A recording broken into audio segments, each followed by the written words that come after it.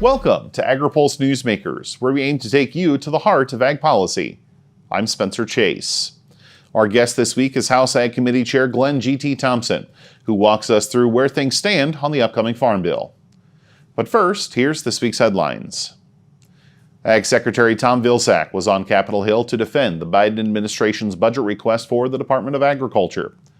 The budget requests 8% more funding for discretionary programs in the 2025 fiscal year, but that figure is unlikely to be met by a cash-strapped Congress. Vilsack appeared before the House Ag Appropriations Subcommittee, the same panel where last year he and Chairman Andy Harris shared a tense exchange on USDA's use of the Commodity Credit Corporation.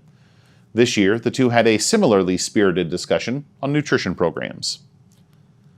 The Environmental Protection Agency announced a final tailpipe emission standards rule to reduce greenhouse gas emissions from light and medium-duty vehicles starting in 2027. The new regulations are part of a broader Biden administration goal to fight climate change. The agency says electric vehicles could account for up to 56% of vehicles sold for model years 2030 through 2032. However, critics, including those in the biofuel sector, say the rule is too reliant on EVs to meet climate change goals. And finally, the House Ag Committee held a hearing on China's threat to American agriculture. The hearing was convened as the issue has been in the spotlight by states across the country, passing laws to prohibit ownership of farmland by overseas investors, specifically those from Russia, Iran, North Korea, and China. USDA's most recent report on foreign farmland ownership in the U.S. shows China owns less than 1% of all foreign-held agricultural land. However, Chinese holdings are a major point of debate between both parties. Chinese companies have also purchased controlling interests in agribusinesses like Smithfield and Syngenta. House Ag Committee Chair Glenn G.T. Thompson says he wants to make sure the attention on the issue doesn't harm American agriculture. I'm very concerned. The hearing was basically the threats that China is posing to American agriculture. That was the theme. We had two great panels, including Governor Noem, who has put some safeguards in place in South Dakota. We had our chair and a ranking member for the select committee on basically the Chinese Communist Party and the threats. The threats are real. There's no doubt about it. We're looking at not just the purchase of American agriculture production land, also processing, but it goes beyond that. It looks at the stealing of intellectual property, of the control of intellectual property when it comes to being able to respond to basically agriculture needs in the future, the impacting of research, the amount of investment that China legitimately is doing in research, and this is why we need to increase what we're doing in research as a part of the Farm Bill. The threat is real, and we have a responsibility to be proactive in responding to it. Well, given the fact that it is an election year, government funding for FY24 took a while, and FY25 is getting started now. There's, of course, the little thing called the Farm Bill that we're going to be talking about here in a bit. A lot of things on the congressional agenda. So I say all that to ask, what, if anything, should the American people expect Congress to do on this subject, perhaps yet this year? Well, we've already done it within the Agri-Pulse. When you do appropriations, it's only good for a year. So it's just through the end of the fiscal year. And we have added the Secretary of Agriculture and his or her designee to the CFIUS committee, which is an interagency committee that reviews the sale of all strategic assets. And I think this is of critical importance. I think it's gotten people's attention. We had great bipartisan interest yesterday by both Republicans and Democrats on the Agriculture Committee. All uniform. Now there is a balance, and I think that balance got raised. I mean, we do appreciate China buying a lot of our agriculture commodities, and so we want to maintain that. But at the same time, you can't allow this illegal activity. And this isn't about any individual of any ethnic origin. This is about purchases that are made under the thumb and under the influence of the Chinese Communist Party. I want to be very clear about that. Let's pivot our conversation over to the Farm Bill. You said for a while that, perhaps late last year you were saying March might be your window. We've heard some scuttlebutt that folks are maybe now looking at April. With the government funding issues specifically for USDA and FDA behind us and things moving to another area, how realistic now do you think is that potential April window for Farm Bill movement at the committee and potentially even floor level? Well, I think it's becoming more realistic. We're still waiting on the Congressional Budget Office for some final analysis of some titles. We like to double check our math. So we've got a lot of new mostly bipartisan proposals that are great ideas that I've been working at baking into this Farm Bill language. Really pleased how the Farm Bill has come together. I call it tripartisan because I've got both parties at the table and the American agriculture industry, their voices. We, as you know, worked hard to bring the voices of the American farmer and rural America to the table with all the travel that we've done, the listening sessions. Now we are still working through some of the issues of how you pay for it. We may need for the new priorities, and many of these priorities are bipartisan. Democrats want them, Republicans want them. That could be somewhere north of $75 billion in additional funding.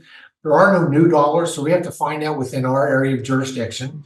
And we're having, I think, some productive conversations on that, on how do we achieve that. We'll have more Farm Bill conversation with Chairman Thompson right after this. Farmers are always there for each other. We shed tears together, we celebrate together, but we also grow together. Farm Bureau is the largest general farm organization in the country. We have the farmers' back. If you're a farmer and you're not a member, we would welcome you into our Farm Bureau family. And if you want to know more about agriculture, come be part of this great family. Regenerative poultry production is a process by which nature can actually recapture and restore the energy that is being taken out of a space. Farm Credit helped Rahi build his dream of regenerative poultry farming and encouraging fellow immigrants to find community in agriculture. Nothing beats a farm. I'm just pursuing happiness. Learn more at farmcredit.com/beginning. Welcome back. Earlier this week, Senate Ag Committee Chair Debbie Stabenow said many of the Farm Bill's titles are in pretty good shape on the Senate side of Capitol Hill. And on the House side, Chairman Thompson says the same could be said there as well. Well, I think all 12 titles are actually in a really good place. Obviously, these last analysis will help us with Title I. And then, how much is able to stay in the bill, whether if we don't get bipartisan support in terms of pay for-ers, some of those bipartisan priorities will have to come out of the bill because you have to pay for it, right? It has to be, it really has to be cost neutral. Now we can add money from our area of jurisdiction, like I said. And so there'll be some last minute tweaks depending on how my Democratic colleagues come to the table. They've got great proposals. We've incorporated into the bill. But I think all 12 titles are in a real strong position for the House. Mm-hmm. Have conversations with committee Democrats about some of your conservation and nutrition policy and spending ideas, have those conversations generated any additional, hard and fast support that you're counting on when it comes to committee and floor consideration? Well, I certainly hope so. We're having lots of conversations in that space. I've really demonstrated whether that's how it's received and how they ultimately vote. We'll have to see. But with the Inflation Reduction Act monies, by doing what we want to do with it, would allow us to do significant investments in conservation. Between what we already have in the baseline, adding to it some significant dollars from the IRA. And on top of that, the executive branch, the USDA is working hard to, get the regulations in place to operationalize the Sustains Act, which would bring in public-private dollars. Conservation is going to be in a really strong place, and it gives us the flexibility to be able to fund what we know are other priorities as well. That bipartisan priorities increase, the trade programs, research. The Title I commodities, the safety net programs. The same thing with on the nutrition side. we've been making the case that there'll be no cuts to the benefits that individuals or families are struggling financially to their SNAP benefits. My proposal actually maintains the cost of living adjustment, which is really the main factor when it comes to affordability of food.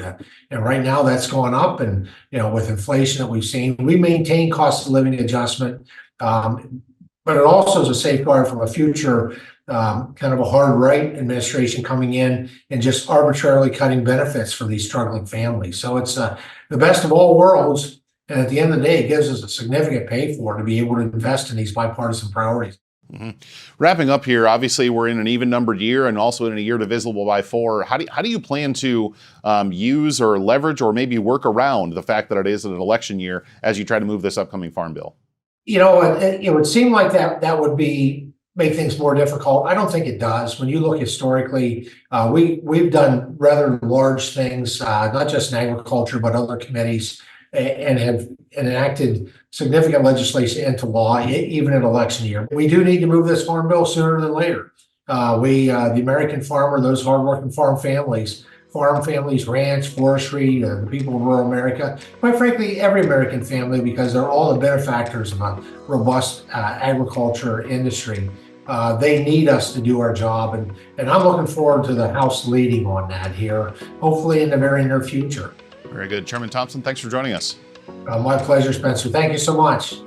We'll be right back to hear from this week's panel, but first, our Hannah Pegel walks us through the state of American ag acreage in this week's Map It Out. USDA's latest census of agriculture shows most states are losing agricultural land. This map shows the percent change in agricultural land by state between 2017 and 2022. Hawaii lost more than 7%. Other states that lost more than 5% include Maine, New York, Washington, Colorado, Virginia, and Massachusetts.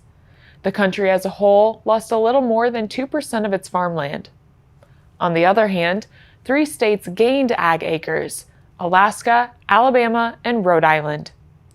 According to the census, there is still more than 880 million acres of farmland across the country, which accounts for about 39% of all American land. For Agri-Pulse, I'm Hannah Pegel.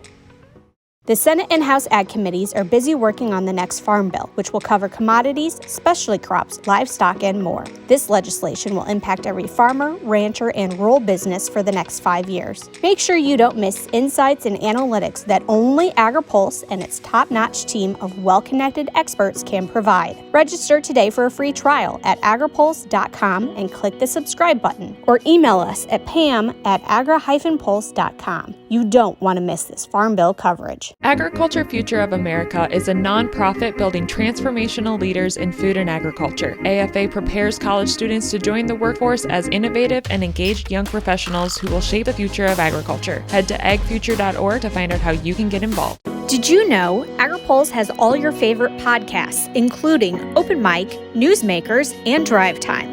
Take us wherever you go. Subscribe at agripulse.com or on Spotify, Google Play, or Apple Podcasts. Welcome back to Agri-Pulse Newsmakers. Let's talk trade, China, and the Farm Bill with a couple of folks keeping a very close eye on those subjects. Joined for that conversation by Virginia Houston with the American Soybean Association and Mike Stranz with the National Farmers Union. Appreciate both of you taking the time. And Virginia, I want to go to you first because obviously we saw this week, the House Ag Committee convening a hearing on China's influence on American agriculture. And I guess I got to ask you, what does this increased focus on China ultimately mean for the American soybean producer, given their importance as an export market? China is our largest market, bigger than the rest of the world combined. In the last marketing year, we shipped about $32 billion worth of U.S. soy across the world. China consumed $19 billion of that. To put it quite simply, 1 in 3 rows of soybeans grown in the U.S. is destined for the Chinese market. Yesterday's hearing was a really great opportunity for ASA President Josh Gackel to share the perspective of U.S. soybean growers and remind Congress that as they look to deal with China in the geopolitical sense, and we recognize there are myriad issues when it comes to Beijing, and whether it's human rights, intellectual property theft, technology transfer, those sorts of things, to remember that there's a very real economic relationship for U.S. agriculture particularly soybean growers. President Gackel was able to share his story as far as what we went through in the 2018 trade war and how long it took us to rebuild that market and how we still are facing some long-term lingering issues. While we regained market share into China as far as sales goes, the trade war did long-term reputational damage to U.S. soy as a reliable provider. So we wanted to remind the committee that as you look to really big, important issues, just don't forget that U.S. agriculture does need export markets, and China is our biggest one. Mm-hmm. Well, and in the days around that trade war, there was talk about the need for the U.S. to diversify its export markets, particularly within the soybean sector, given that importance for that particular commodity. So those conversations have been going on for a long time, have intensified since 2018. Candidly, how are they going? They're going really well. So, from the trade war, that's one thing we really did learn is the importance of diversification. And to be quite honest, U.S. soy has done a really good job diversifying markets. There are several markets that we saw in 2018, 2019, such as Ecuador and Egypt, that we were able to build up those markets and grow more demand for U.S. soy. But as President Gackel reminded the committee yesterday, the issue is not diversification of markets. U.S. soy is actively working in 112 markets around the globe. The issue is diversification of scale, because as I mentioned, the scale of China's demand for soybeans just outpaces any other country in the globe by far. So when we look to diversify markets, you can diversify and build up a lot of little markets, but unfortunately, they still don't meet the scale of what China buys from the U.S. Mm-hmm. Well, and Mike, bringing you into the fold here and just taking maybe a broader read on the dynamics of Capitol Hill, we've seen many states move some kind of language on the overseas acquisition of American farmland. But I wonder, as you look at Congress, do you think there's any potential that something like that could be considered on Capitol Hill, given the political winds that are blowing right now, given the fact this is an election year, a lot of impacts on that potential conversation? Yeah, it's clear that there's a lot of interest at the state level and the grassroots level about the concerns around Chinese acquisition of farmland and other parts of the agriculture sector. I think some of the movements that we've been part of, Farmers Union's been part of, and other organizations as well, is about including USDA in the Committee for Foreign Investment in the U.S., or CFIUS. That's picked up renewed steam over the last few weeks, few months, and I expect we'll see some more progress on that. So the grassroots are really interested in this, and I think that might move into some sort of legislative action in the coming weeks and months. We'll have more from our panel right after this. Farmers are always there for each other. We shed tears together, we celebrate together, but we also grow together. Farm Bureau is the largest general farm organization in the country. We have the farmers back. If you're a farmer and you're not a member, we would welcome you into our Farm Bureau family. And if you want to know more about agriculture, come be part of this great family. Looking closer, seeing further. That's how we do it. At Curious Plot, we're driven to find what's next for agriculture, animal care, and food. We stay curious because that's what it takes to grow understanding. That's how we plot strategies and tell stories that get results time after time. Marketing, communications, and consulting that look closer and see further. Curious Plot. We can't wait to help you tell your story. Welcome back. National Farmers Union lobbyist Mike Stranz says NFU is hoping to see Farm Bill movement, and potentially soon. It certainly seems like there's nothing to be gained by waiting longer and longer. And that window of opportunity, now that maybe government funding is squared away at least for a few more months, and there's a bit of an open path for the next couple of months, might mean that there's a chance that in April, the Farm Bill, whether that's in a committee or just getting things further along down the line. So I think the window's opening, and hopefully we can move ahead on that soon. Mm-hmm. The 18 bill seems to be reasonably popular. I mean, would an extension of that legislation necessarily be a bad thing if it came to that? Well, we've had to do it once already, right? And the 18 bill, of course, came during the midst of what we were just talking about here, too, on the China trade disputes. And we saw the need for ad hoc programs, either for disasters, man-made, or through trade issues, or through weather-related disasters. So I think we need to make sure that the Farm Bill is taking care of things on the downside that might come along with future struggles on trade or weather. So hopefully we don't get to the point where we're renewing the 2018 Farm Bill much more, but we've had to do it before, and if that's what it takes, I guess we'll have to move ahead with that. Mm-hmm.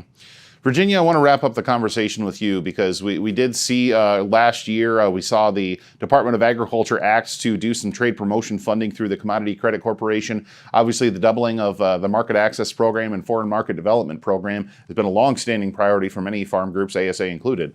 So I wonder, given USDA's action through the CCC, is increasing that trade promotion funding through the Farm Bill something that is still a priority for farm groups, and you think politically something's still on the table? Absolutely. So we're really appreciative of the USDA announcement of the Regional Agricultural Promotion Program, as you mentioned, using CCC funds to offer some additional funding for long-term investment and export promotion programs. But this is more of a short-term bridge. It does not negate the need that both the Market Access Program and the Foreign Market Development Program are extremely popular, proven programs at USDA. They are underfunded and they are oversubscribed. And there is a real need for additional mandatory dollars to be given to those programs to help cooperators and ag groups like ASA promote our products abroad, particularly when we are looking at a trade arena where there's not a traditional focus on free trade agreements that include tariff reducing measures and market access issues. So that's why MAP and F&D are so important, and that's why ASA is continuing to push for a doubling in the next Farm Bill. Mm-hmm. Well, trade and China-related issues so critical for this week's ag policy news, but the Farm Bill obviously going to be a focus going forward. Virginia and Mike, thanks for joining us. We'll be right back with more Agri-Pulse Newsmakers, but first, our Hannah Pagel walks us through some important tax policy issues in this week's Ag by the Numbers. The estate tax could hit more farms and ranches when the Tax Cuts and Jobs Act's provisions expire at the end of 2025.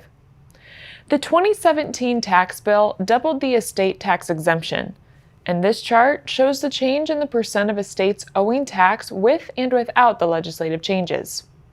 As you can see, when the bill expires, more farms and ranches will owe the tax. However, this change would affect large and very large family farms the most. Currently, only 2.8% of large farms are taxed and 6.9% of very large farms. This would rise to 7.3% and 8.5% respectively. When the higher exemption amount expires, about 1% of farm states would end up owing the estate tax. For Agri-Pulse, I'm Hannah Pagel. It's not as simple just to wake up one day and go, I want to be a conservation farmer. You're changing how your farming practice is done. You're changing your operation. Farm Credit supported John and Kelly Watley as they shifted to more sustainable farming, improving the environment where they farm and live. Learn more at farmcredit.com/climate.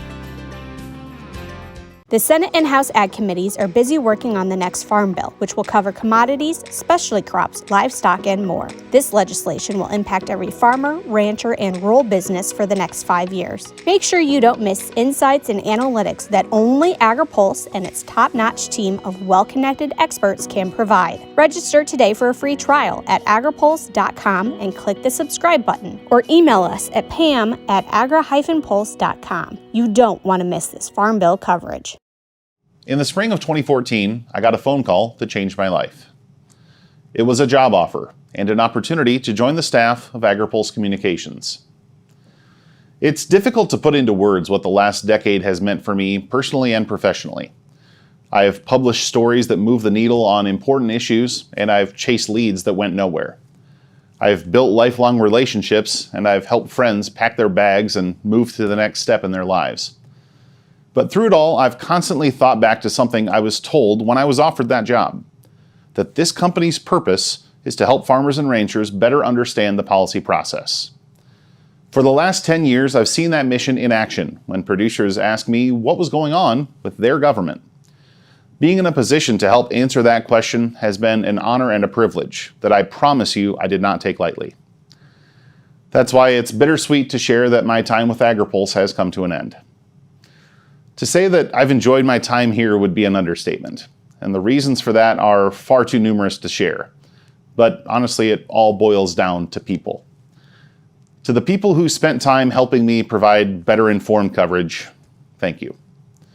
To the people who listened, watched, and read the work I've done throughout my career, thank you.